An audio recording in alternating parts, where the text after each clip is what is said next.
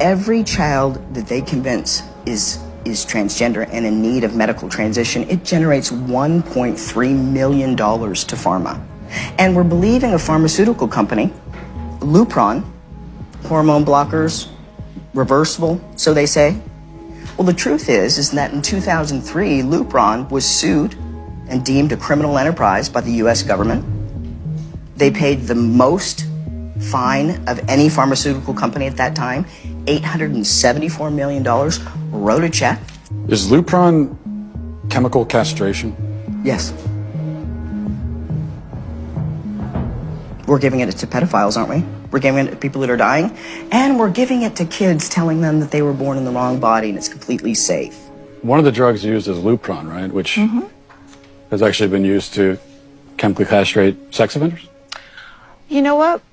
I'm not sure that we should continue with this interview because it seems like it's going in a particular direction. Well, you're a medical professional. I am a medical professional. So you don't want to talk about the drugs that you give to kids, or?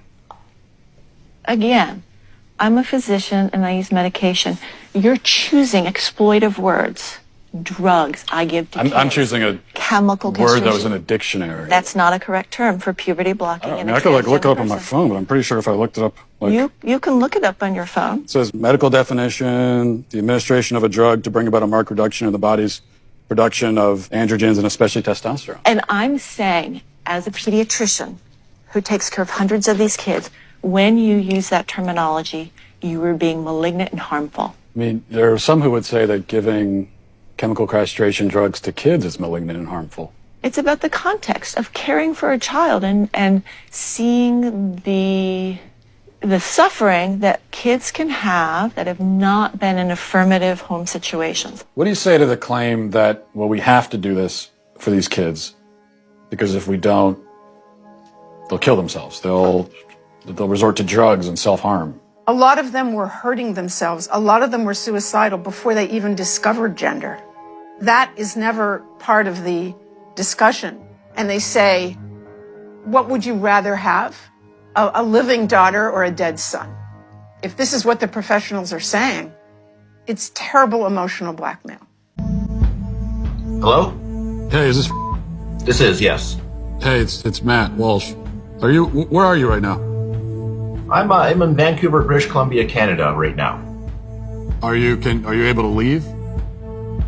I'm not able to leave BC. I can't even go to another province in Canada right now. And it's because I'm technically out on bail. What happened exactly?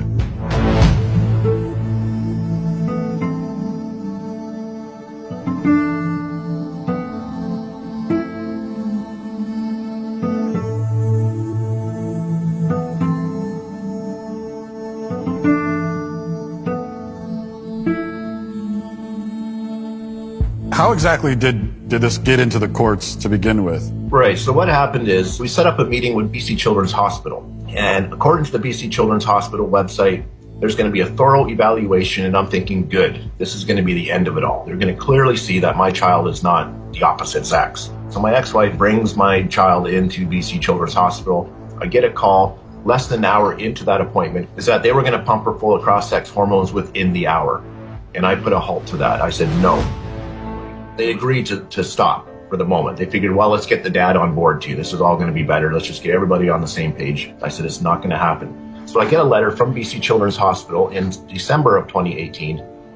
And it says that under the BC Infants Act, they will start injecting my child with cross-sex hormones. And I have 2 weeks to respond with legal action if I so choose.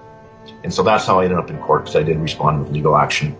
So you called your daughter a she, and you went to jail for that? That's considered criminal violence to not use the preferred pronouns. It is no different than, let's say, I were to take a broomstick and whack one of my kids over the head. So they were treating it in a similar fashion, that misgendering, mispronouncing my child was the equivalent of family violence. Is she on the hormone pills now? She is. The court ordered that she could do whatever she wanted.